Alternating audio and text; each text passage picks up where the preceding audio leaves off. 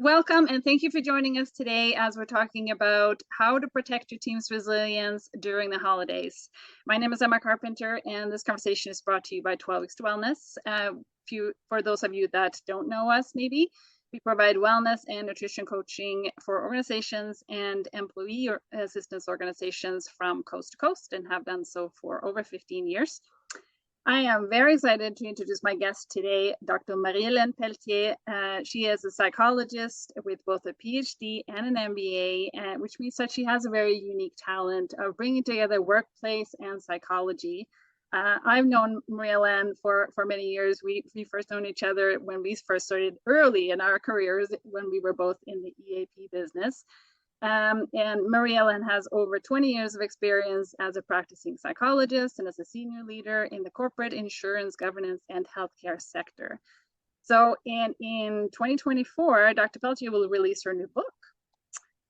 It's called The Resilience Plan, a strategic approach to optimizing your work performance and mental health. So please join me in welcoming Dr. Marie-Hélène Pelletier. Welcome, Marie-Hélène. Hey, hi, Emma. Thank you so much for coming. Oh, an absolute pleasure. Well, I can't think of a better time to talk about this topic, Marie-Hélène, because we really are right in the middle of the crazy holiday season right now, aren't we? and I don't know about you, but a lot of times I have this vision of how I think that it's going to be for the holidays. And, we have, backpacks with all of these memories from when we grew up and what it used to be like with maybe parents that worked less and it was a busy life overall. But really, I only have to go as far as to myself and to our clients to know that we really tend to see a big uptick in stress over the holidays. And there's a lot of different demands that are placed on us and different factors to contribute to this stress that we may not always expect, right? So we grapple with demands of meeting year-end targets and the added stress of holiday preparations and expectations, and probably also a little bit of guilt sometimes for not being able to always be where we may want to be or need to be as well. It's hard to be everywhere. So in your book, you talk about supply and demand and how that relates to resilience. Can you explain that a little bit? How does that work, and how does that relate to resilience in the workplace? Yes. Relates to resilience in the workplace, relates to resilience in this particular upcoming holiday season if someone is in that situation, and will relate to other holiday seasons. So it's something to keep in mind that in a lot of times, really. What I'm talking about in the book is I'm really bringing psychology and business together to help particularly professionals and leaders have a very realistic, customized view of their current context, which then changes literally everything in how they approach it. And one of the exercises that I propose to do in the book is to take a moment, not long, probably 5 minutes and you're done, but it's worth doing in writing, where you're listing all the demands you have. Maybe you start with top 3 demands at work, top 3 demands in your personal life, and then you add as much as you can on both fronts. And then you do a list of where your energy is coming from these days. And here's the thing. What happens is highly capable, resourceful people will tend to minimize the amount of demands they have or how big they are. Don't say, oh yeah, that's easy, that's small, that's just this thing over here.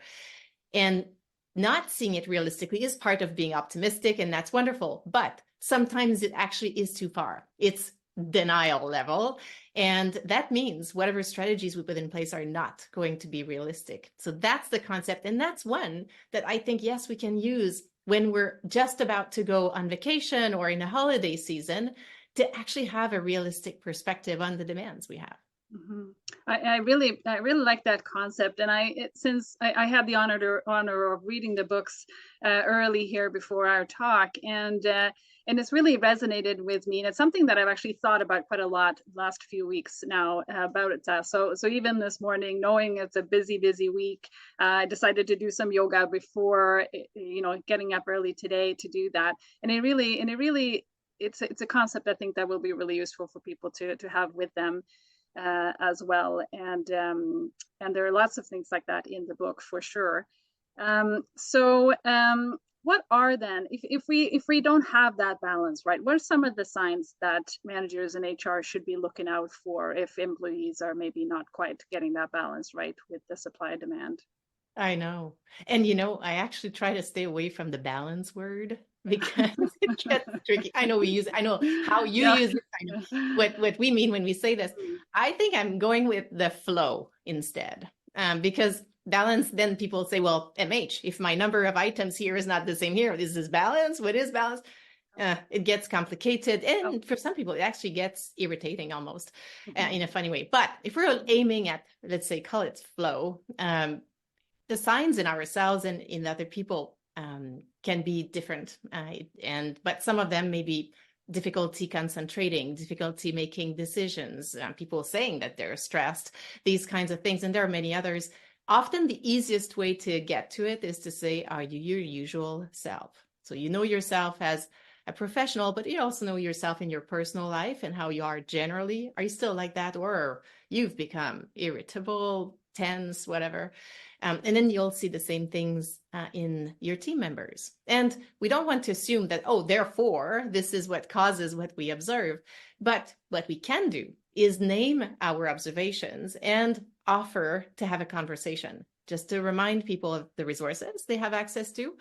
But also, if you're the leader of this individual, that may be a wonderful opportunity to ask more questions, reminding yourself that their stress demands may be very different from ours. Context may be very different.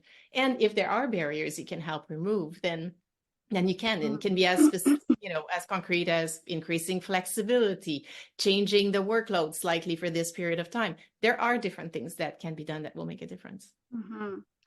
And I want you just to acknowledge as well, and I'm guilty of this sometimes, that I assume that everybody loves the holidays and that it's a joyful, festive season for everybody, but it really isn't, right? There are individuals where this is just really a source of stress and grief, and it's very triggering. So how do we manage that if there are people around us, or as an HR leader or a manager?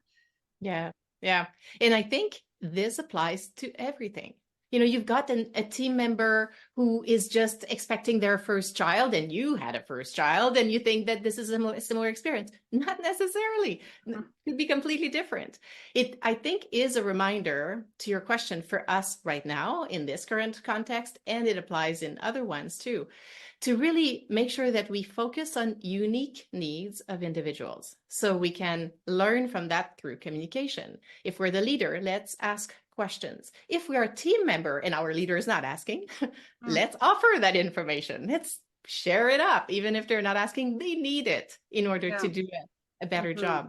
So I think that consideration of unique needs and opening lines of communication will be helpful again now in this current context and over time, because it's often not something that we can just do and whip up now. It's something that builds over time. It's part of the culture.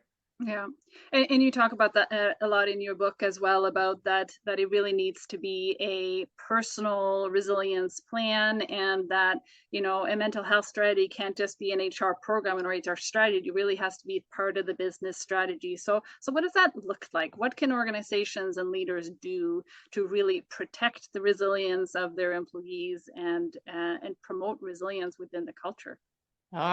That's a big question. I know. Right? Okay, let me answer this in 10 seconds. Okay.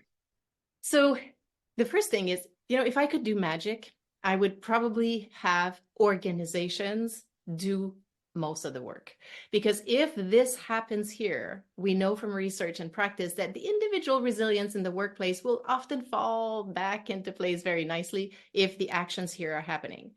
The book is very focused here on the individuals because often the actions are not going on, or even if they are happening, they may not happen fast enough to create the change fast enough for the individual here to make it, right? So we still need to increase this here.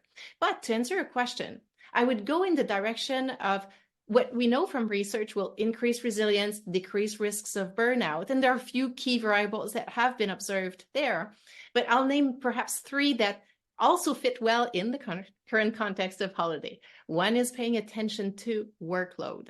And sometimes leaders are a bit hesitant to do that because they're thinking, well, we can't change anything. We have to do this. In fact, we have to do more. So we can't talk about workload. One example is to look at where is the irritant in the flow of certain processes.